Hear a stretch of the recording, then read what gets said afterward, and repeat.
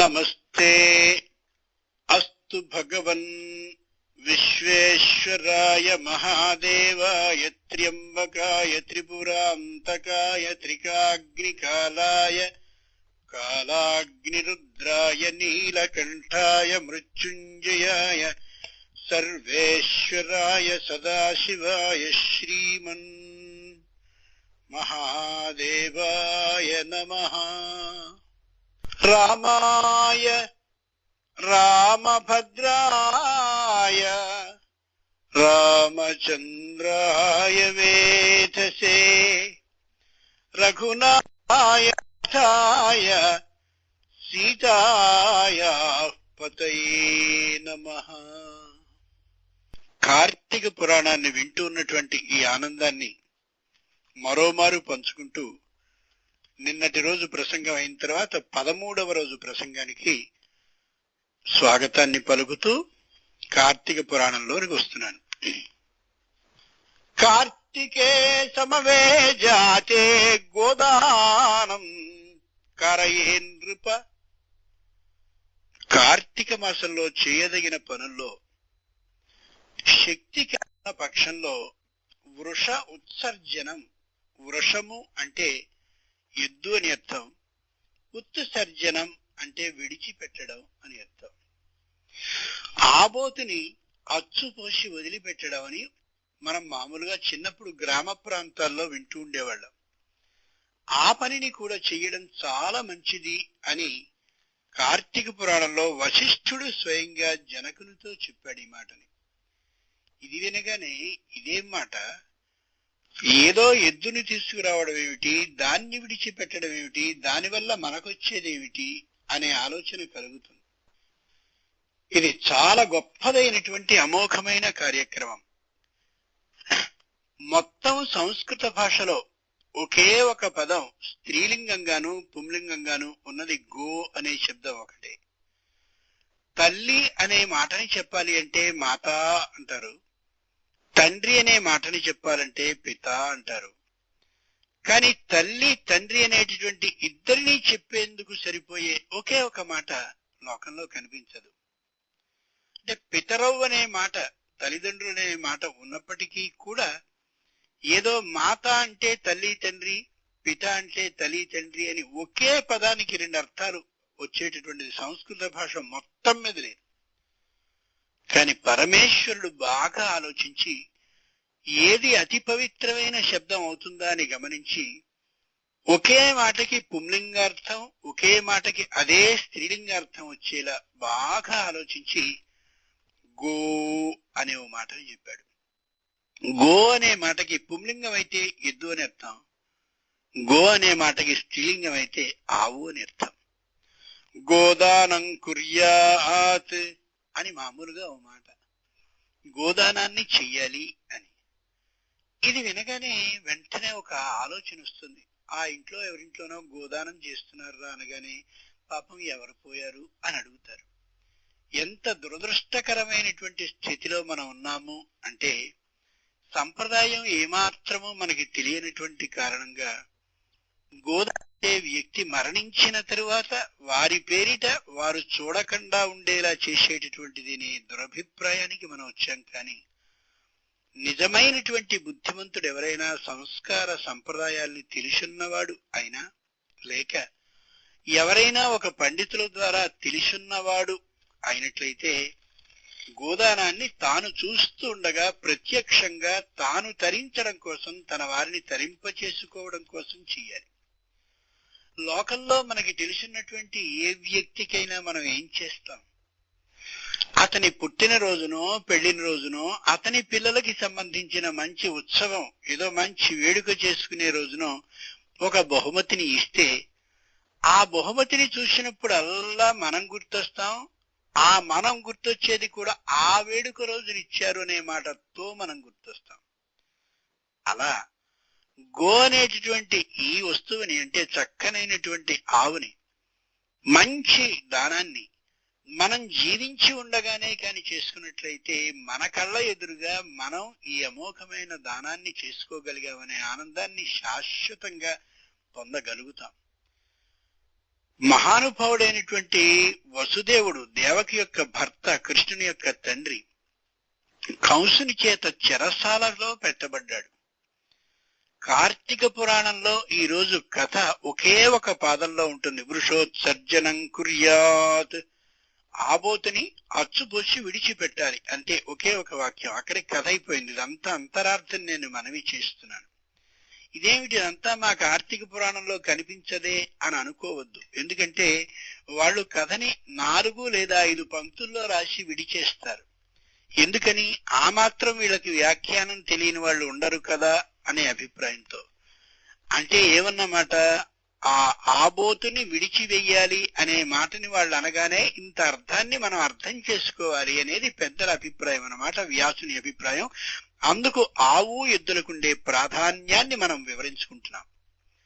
వృష అంటే వర్షతీతి వృష, కోరికలని అలా వర్షించేది ఏదో అది ఎద్దు.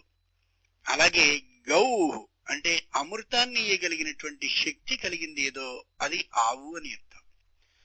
ఈ ఆవుని మనం కాని వివాహ కాలంలో గాని, లేదా షష్ఠి పూర్తి ఉత్సవంలో కాని, లేదా ఇతరమైనటువంటి ముఖ్యమైన ఉత్సవాలు ఏమైనా చేసుకుంటున్నప్పుడు కానీ గో దానాన్ని చేస్తే చాలా గొప్పది. ఎక్కడ ఇది జరిగింది అంటే, కంసుడు వసుదేవుణ్ణి కారాగారంలో బంధించాడు, భార్య అయిన దేవకితో సహా. వాళ్ళిద్దరూ చాలా దుఃఖంగా ఉన్నటువంటి సందర్భంలో, అలా రోజులు గడుస్తున్న సందర్భంలో, తమద్భుతం బాలకమంబుజే క్షణం, మహానుభావుడైనటువంటి శ్రీ మహావిష్ణువు అలా దర్శనాన్ని ఇచ్చాడు వాళ్ళకి. దర్శనం ఇవ్వడం అంటే కృష్ణుడి జననం అక్కడ. భాగవతాన్ని జాగ్రత్తగా మనం పరిశీలిస్తే శ్రీ మహావిష్ణు స్వరూపంలోనే కృష్ణుడు గమనించి పుట్టాడు తప్ప, ఎక్కడా కృష్ణుడు నెమిలిపించంతో వేణువుతో కృష్ణుడిని మనం ఎలా అయితే చూస్తున్నామో ఆ రూపంతో పుట్టడా. తమద్భుతం బాలకం అంబుజే క్షణం,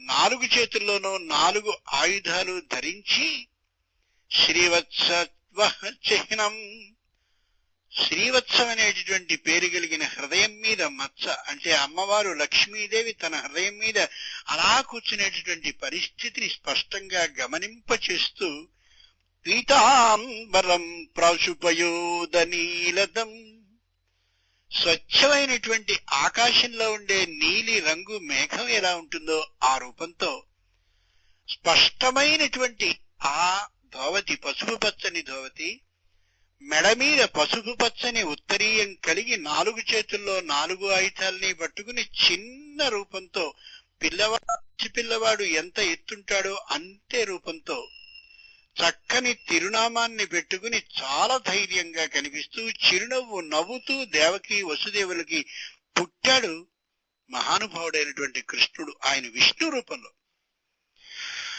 ఆ సందర్భంలో వసుదేవుడు అన్నాడు, అయ్యో ఇంతటి రాజుని నేను, పుత్రుడు పుట్టాడనేటటువంటి యథార్థాన్ని గమనిస్తూ ఆనందంతో అంతకు మించి ఏం చేయలేకపోతున్నాను నేను ఈ కారాగారం నుంచి విడుదలైన తర్వాత 10,000 ఆవుల్ని దానం చేస్తాను అందరికీ అన్నాడు ఆయన.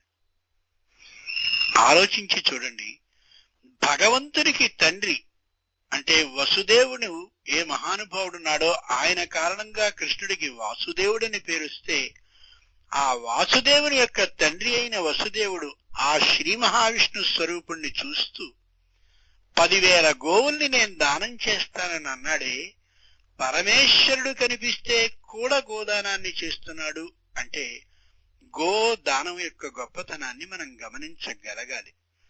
ఏమిటి ఆవుని దానం చేస్తే, ఏమిటి ఎద్దుని విడిచిపెడితే అంత గొప్పతనం ఏముంటుందిట అనేది ఆలోచించదగిన అంశం.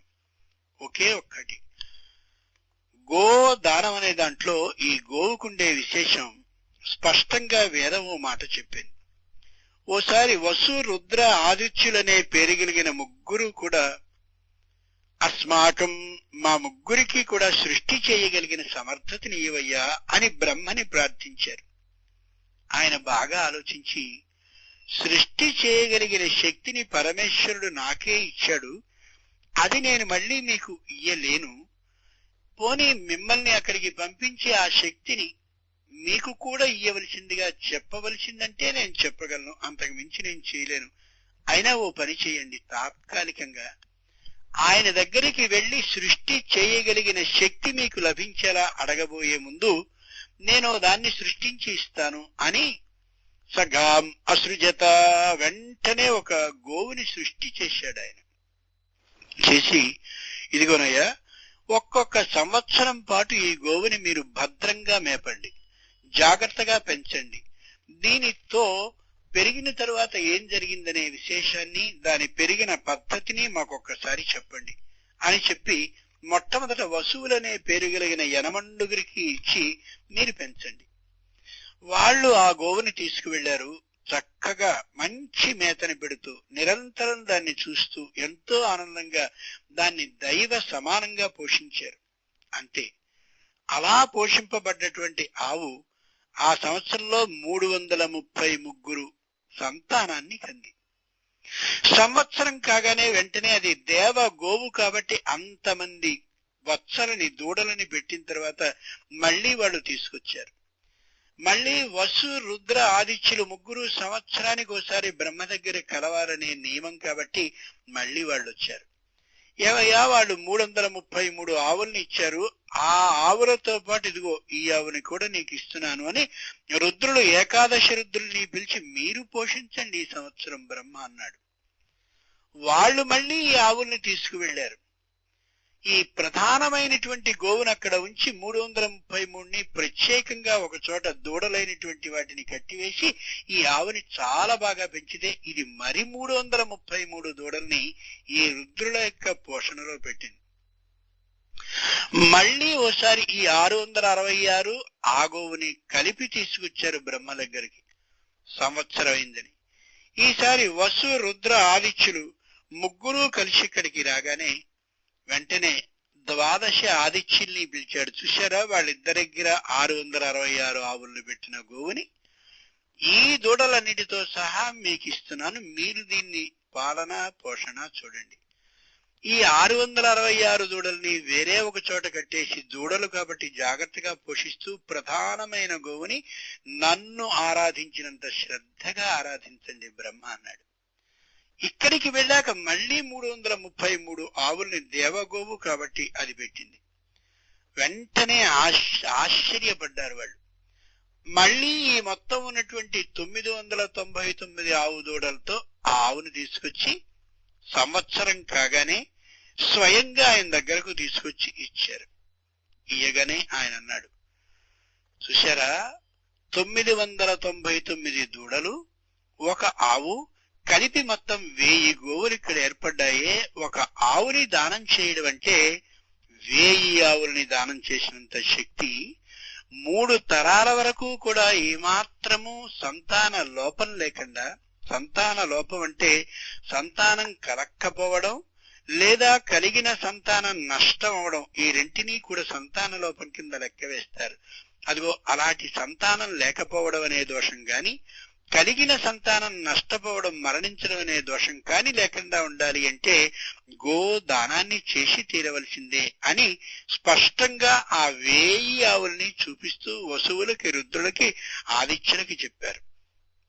దాతాస్యాత్ స్వర్గమాప్నోతి వత్సరాన్ లోమ సంమితాన్ కపిలాచేత్తారైతి భూయశ్చ ఆసప్తమంకులం ఉష్ణే వర్షతి శీతే వా మారుతే వాతి వా భృశం ప్రకృతేత్నాత్మనస్త్రాణం ఘోరకృత్వాతు శక్తితః తృణం చ గోభ్యో గ్రాసార్థమస్తేయం మనురబ్రవీత్ సహస్రతమ్యా వై యజమానః స్వర్గం లోకమేతి సైవగం స్వర్గం లోకం గమయతి.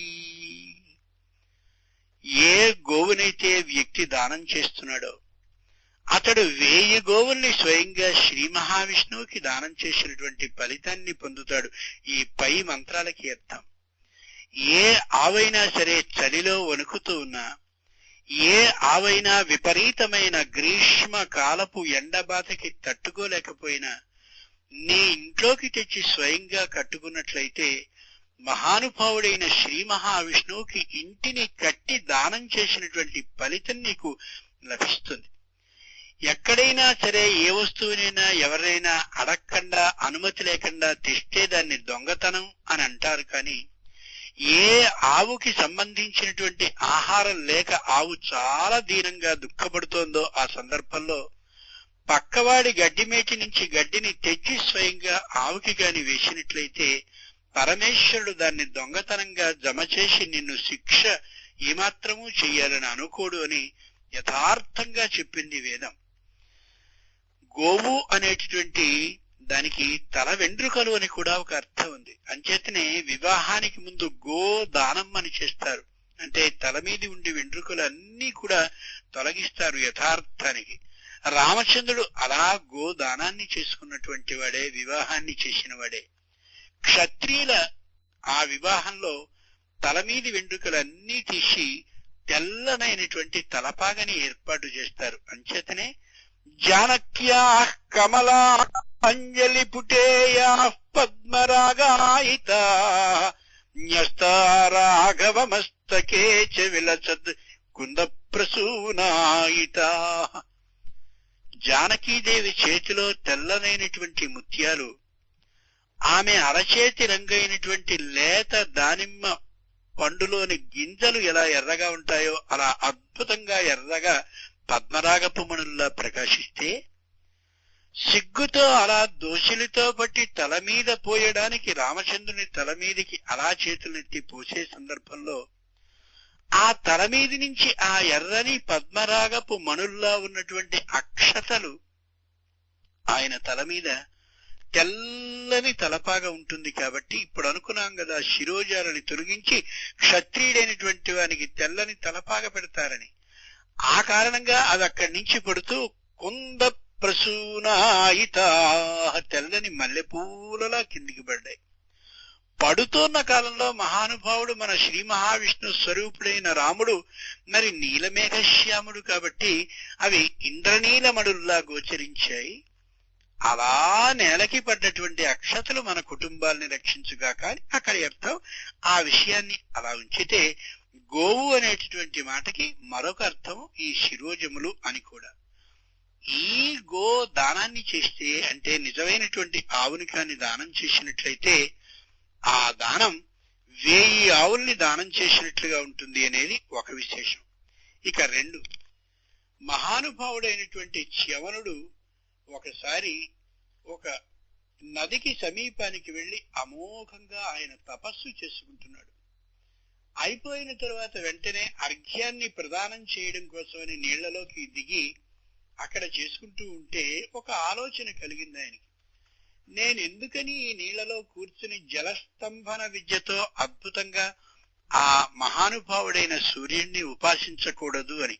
అంటే వెంటనే నీళ్ళకే దిగిపోయి జలస్తంభన విద్య అంటే ప్రాణ ఆయామ విద్య ప్రకారం పైకి లేవకుండా ఉండే విధంగా శరీరాన్ని చాలా తేలిక చేసి ఆ నీటిలోనే పూర్తిగా ఉండి సూర్య ఆరాధనని చేస్తూ ఉండిపోయాడు. అంతలోకే జాలర్లు వచ్చి ఆయన ఒకసారి ఇలా వల వేసి చేయగానే ఆ వలలో ఆయన పడ్డాడు. వెంటనే యువతలకి లాగితే చేపలు తాబేళ్లు అన్నిటితో పాటు ఈ మహానుభావుడు కూడా వచ్చాడు. వెంటనే వాళ్ళు వణికిపోతూ, స్వామి అపరాధం అయిపోయింది, తాము పెద్దలైనటువంటి వాళ్ళు ఈ వలలో పడతారని ఊహించలేదు, నీళ్లలో స్నానం చేస్తూ అలా నీళ్లలో ఉండిపోగలిగిన శక్తి తమకుందనే విషయాన్ని తెలియనటువంటి సామాన్యులం మేము, మమ్మల్ని దయచేసి శపించవద్దు అని ఇలా ఏమేమో మాట్లాడుతుంటే ఆయన అన్నాడు, అది కాదురా, వలలో ఏదో ఒక వస్తువు పడితే ఆ పడ్డటువంటి వస్తువు ద్వారా మీరు సుఖంగా వీధిలో దాన్ని అమ్ముకుని దాని ద్వారా వచ్చేటటువంటి ధనంతో కదా మీరు జీవిస్తూ ఉంటారు. ఈవేళ మీరు మీ రాజైనటువంటి వారి దగ్గరికి వెళ్ళి, ఈవేళ మేము వేసినప్పుడు లోపల నుంచి చ్యవనుడనే మహర్షి వచ్చారు, ఆయనకి సరిపోయినంతటి సొమ్ముని మీరిచ్చి మమ్మల్ని స్వయంగా ఆయన్ని విడిపించే విధానాన్ని చెయ్యండి అని చెప్పండి అన్నారు. ఈ వీళ్ళకి భయం వేసిపోయింది. అయ్యా, ఇంత మాట మేం చెప్పగలమా అని. నేను చెప్తున్నాను కదా, మీరు వెళ్ళండి. వెంటనే వాళ్ళు వెళ్లి రాజుకి అది చెప్పారు. చెప్పగానే రాజు గబగబా వచ్చాడు. చ్యవన మహర్షిట వలలో పడ్డాడుట, పరిస్థితి ఇదిట, ఆయనకి సమానమైన ద్రవ్యాన్ని ఆ జాలరుడికి ఇప్పించి మహర్షిని విడిపించుకోవాలిట అని. వెంటనే ఆయన అన్నాడు, ఏమి ఇయ్యమంటారు అనేది తోచక, ఇదిగో ఇంత విలువైనటువంటి బంగారాన్ని పెడుతున్నాను, లేవలేదు చవనుడా వల నుంచి. మరింత వెండిని కూడా పెడుతున్నాను, లేవలేదు. ఈ తూర్పు దిక్కు భూమిని ఇస్తున్నాను, లేవలేదు. దక్షిణ దిక్కు భూమిని కూడా ఇస్తున్నాను, లేవలేదు. అలా పశ్చిమ ఉత్తర దిక్కు భూముల్ని, తన రాజ్యాన్ని మొత్తాన్ని ఇస్తానన్నా ఏమాత్రం లేవకపోతే అడిగాడు ఆయన, స్వామి, నిజమైన గోవుకి సమానమైనటువంటిది, నిజమైనటువంటి తమకి సరిపోయినటువంటిది, సమానమైనది ఏదో చెప్తే నేనది దానం చేసి మిమ్మల్ని విడిపిస్తాను స్వామి అని. గోభిస్తుల్యం నపశ్యామి ధనం కించిదిహాచ్యుత. రాజా, గోవుతో సమానమైనటువంటి అద్భుతమైన ఐశ్వర్యం మరోటి లేదు కాబట్టి అమోఘమైన ఆవుని ఒకటి దానం చేసి మెల్లగా నన్ను విడిపించు అన్నాడు. ఒక్క ఆవుని దానం చేయడమా? ఇంత సామ్రాజ్యాన్ని మేము ఇచ్చేస్తే కాదు అని ఒక్క ఆవుని దానం చేయడమా అనుకోకు. జాలర్లందరూ అన్నారు, స్వామి, మీరిచ్చేటటువంటి ఆవు అంటే ఈ రాజ్యానికి మించిన శక్తిమంతం అయి ఉంటుంది కాబట్టి మాకు రాజ్యం వద్దు, భూములొద్దు, ధనం వద్దు, బంగారం వద్దు, వెండి వద్దు. అమోఘమైన సంప్రదాయజ్ఞులు, సంస్కారజ్ఞులు కాబట్టి ఆ గోవుని స్వయంగా ఒకటి దానం చేస్తే ఆ చవనుడికి బదులుగా ఆ గోవుని తీసుకునే వాళ్ళు వెళ్లి ఒక్కొక్క గోవు తమ ఇంట ఎన్నెన్నో దూడల్ని పెట్టగా అక్కడి నుంచి వాళ్ళందరికీ కలిసి వచ్చి విపరీతమైన సౌధారాన్ని నిర్మించుకుని మెల్లగా తమ వృత్తిని, వ్యాపారాన్ని పిల్లలకి అలా ఇచ్చి పరమసుఖంతో వాళ్ళున్నారు. గోవు అనేది సంతానాన్ని ఇచ్చేటటువంటి అమోఘమైన జంతువు. అందుకనే దిలీప మహారాజు తనకి సంతానం లేదని దుఃఖిస్తూ ఉన్నాడో ఆ సందర్భంలో కుల గురువైన వశిష్ఠుడి దగ్గరికి వెళ్లి ప్రార్థించాడు, అయ్యా, నాకు సంతానం కలగాలంటే గోవుని నువ్వు ప్రతినిత్యం సేవిస్తూ ఉండు, నీకు ఖచ్చితంగా సంతానం కలుగుతుంది. స్థితాం ఉచ్చలిత ప్రయాతాం నిషేదుషీమాసన బంధధీర. ఆ గోవు వెడుతుంటే వెళ్లేవాడు, కూర్చుంటే కూర్చునేవాడు, నడిస్తే నడిచేవాడు, పడుకుంటే పడుకునేవాడు. ఛాయేవతాం భూపతిరన్నగచ్చత్. ఏ వ్యక్తి యొక్క నీడ ఎలా ప్రయాణిస్తుందో అలా గోవు నీడతో సమానంగా సంవత్సర కాలము రాజ్యాన్ని విడిచి తన భార్య అయినటువంటి సుదక్షిణాదేవితో ఆ గో సేవని చేసి తరించాడు మహానుభావుడైన. ఒక రోజున కావాలని పార్వతీదేవి సింహరూపాన్ని వహించి ఆవిడే స్వయంగా గోవు మీద దూకబోతే నన్ను చంపి ఆ మీదట గోవును తిను అని తాను స్వయంగా దిలీపుడు అడ్డుపడ్డాడు. అప్పుడు వెంటనే ఆవిడంది, నేనురా, నిన్ను పరిశీలించడానికి గోరక్షణలో ఎంత శక్తి నిపుణతతో చేస్తున్నావో చూడ్డానికి వచ్చాను. నీకేం కోరిక కావాలో ఖచ్చితంగా నువ్వు స్వీకరించు. నీ కులగురువు నీకు వశిష్ఠుడు ఆ కోరికని అందిస్తాడో ఆ కోరికలోనికి నా తపశ్శక్తిని, అనుగ్రహాన్ని పంపిస్తానని దిలీపునికి చెప్పింది. ఆ దిలీపుడి వృత్తాంతాన్ని అంతటినీ చెప్పగానే వశిష్ఠ మహర్షి ఆనందపడి సాయంకాలం హోమాన్ని చేశాక వెంటనే అడిగాడు, ఏం వరం కావాలి అని. అప్పుడు దిలీపుడు అన్నది ఒకటే, నాకు కావలసింది ఏమిటంటే వంశస్య కర్తారమనంత కీర్తిం సుదక్షిణాయాం తనయం యయాచే. వంశానికి కర్త కాగలిగినటువంటి పుత్రుణ్ణి, నా భార్య అయినటువంటి సుదక్షిణ అనే పేరు కలిగిన ఈమె నాతో పాటు సంవత్సర కాలము ఈ వ్రతంలో, గో సేవా వ్రతంలో ఆ భాగస్వామినిగా ఉండి నా కష్టాన్ని అంతటినీ వహించింది కాబట్టి ఈమె ఎందే నాకు చక్కనైన సంతానం కలిగేలా, అతడు వంశకర్త అయ్యేలా ఆశీర్వదించవలసిందని అమ్మని ప్రార్థించడం కోసం ఈయనని అడిగాడు. ఈ వశిష్ఠుడు ఇదే ప్రార్థనని స్వయంగా అమ్మకి తెలియజేస్తే ఆ దిలీపునికి పుట్టినటువంటి వాడే రఘు అయ్యాడు. ఆ రఘు వంశం పేరిటే రఘువంశం ఏర్పాటైంది. తరువాతి వాళ్ళందరూ రాఘవ రాఘవ రాఘవ, రఘువంశంలో పుట్టినవాడు అని అనిపించుకోవడానికి కారణం ఆవేళ ఆ మహానుభావుడు చేసిన గో సేవ వ్రతంలో వంశకర్త అయినటువంటి పుత్రుడు కావాలి అని దిలీపుడు కోరుకున్నందువల్లనే అతని పేరిటే వంశం ఏర్పడి రఘువంశం, రాఘవులు అయ్యారు. ఇంతటి శక్తివంతమైనటువంటి ఆవుని లోకానికి అందించగలిగింది వృషం, ఎద్దు. అందుకోసమని ఆ ఎద్దుకి అచ్చునెందుకు పోస్తారు అంటే దాన్ని బాధ పెట్టడానికి కాదు.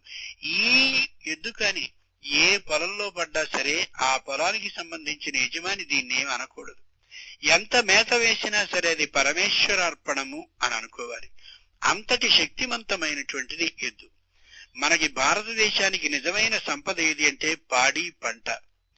పాడి అనేటటువంటిది గోవిస్తే, పంట అనేది ఎద్దిస్తే, ఈ పాడి పంట అనే రెండు మాత్రమే జీవితానికి ఆధారభూతమైన వస్తువులని శ్రీ మహావిష్ణువు తన కృష్ణావతారంలో తెలియచేస్తాడు. కాబట్టి ఆయన గోవులతో ఎద్దులతో కలిసి మాత్రమే తిరుగుతూ ఆ గోసేవనే చేస్తూ గో పాలకుడుగానే ఉన్నాడు అని కార్తీక పురాణంలోని యథార్థమైన విశేషాన్ని వశిష్ఠుడు జనకుని ద్వారా తెలియచేశాడనే యథార్థాన్ని వ్యాస మహర్షి మనకు అందించాడు. స్వస్తి. నమస్తే అస్తు భగవన్ విశ్వేశ్వరాయ మహాదేవాయ త్ర్యంబకాయ త్రిపురాంతకాయ త్రికాగ్నికాలాయ కాలాగ్నిరుద్రాయ నీలకంఠాయ మృత్యుంజయాయ సర్వేశ్వరాయ సదాశివాయ శ్రీమన్ మహాదేవాయ నమః.